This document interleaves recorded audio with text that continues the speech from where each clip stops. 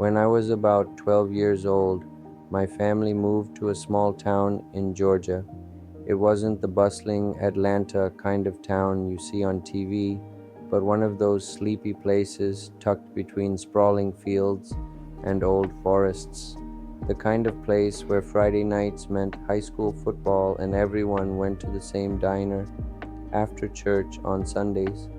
My dad had taken a job managing a local hardware store, and my mom was busy setting up her bakery in a small space downtown. For me, it was a fresh start, a chance to explore new places and make new friends. Our house sat at the end of a gravel road, backed up against a thick patch of woods. I spent a lot of my free time exploring those woods, especially on hot summer afternoons when the air in the house seemed too still to breathe. There was something about those woods that felt different from the ones I'd known before. The air seemed thicker, like it carried the weight of secrets. Sometimes, when the wind shifted just right, I thought I could hear faint rhythms, almost like a distant drumbeat pulsing through the trees. One Saturday morning, I was walking the edge of the woods when I spotted something half buried in the dirt. It was a drum, small and weathered, with faded carvings etched into its wooden base. The top was made of stretched animal hide, and though it looked old, it didn't seem broken. I brushed off the dirt and sat down beneath a tree to get a better look. There was something about the drum that felt alive. I can't explain it any other way. Curious, I tapped the surface lightly. To my surprise, it produced a deep, resonant sound that seemed too big for its small size.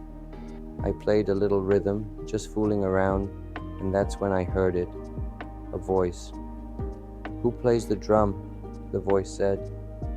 It wasn't loud, more like a whisper carried on the wind. I froze, my heart pounding. I looked around, but I didn't see anyone. It's me," I stammered. "My name's Tyler." There was a pause, and then the voice spoke again. "You found the talking drum, Tyler. It has been waiting for someone like you." I didn't know what to say. My first instinct was to toss the drum back into the dirt and run, but something held me there. "What do you mean waiting for me?" I asked. "The drum chooses those who listen," the voice replied. "Through its rhythms, it will show you what you need to see and teach you what you need to learn." At that moment, the woods seemed to grow quieter, like the whole world was holding its breath.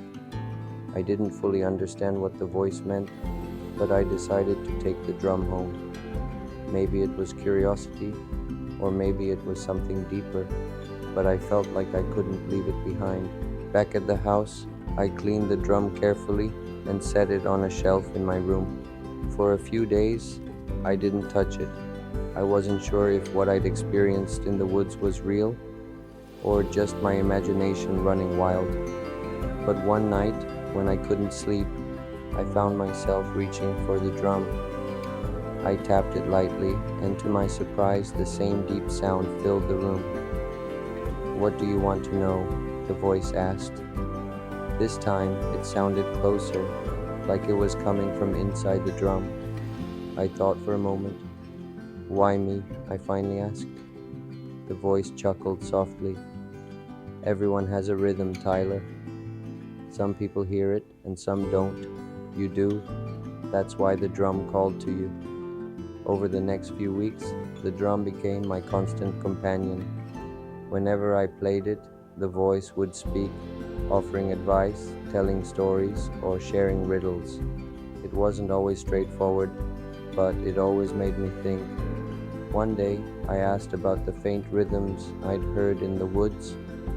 The voice told me they were echoes of the past, the memories of the land and the people who had lived there before. "The drum connects you to those who came before," it said. "Their wisdom can guide you, but only if you're willing to listen." As the summer went on, I started noticing changes in myself. I was more patient, more thoughtful. I started paying attention to the world around me in ways I never had before. When my dad struggled with a stubborn project at work, I suggested a solution I'd overheard from one of the drum stories.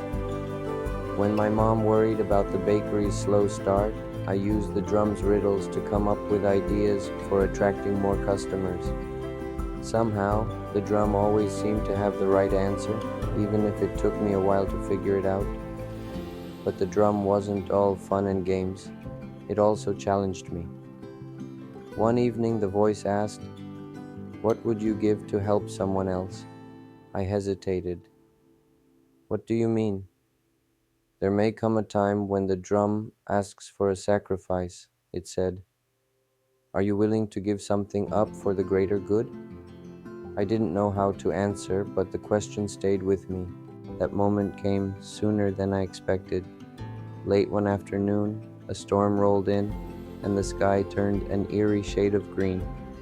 I was in the woods playing the drum when I heard a desperate cry for help. Following the sound, I found a younger boy, maybe 8 or 9, trapped under a fallen tree. His leg was pinned, and the storm was getting worse by the second. I tried to lift the tree, but it was too heavy. The boy was crying, and I felt helpless. That's when the drum spoke again. "Play," it said. "What? How is that supposed to help?" I shouted over the wind.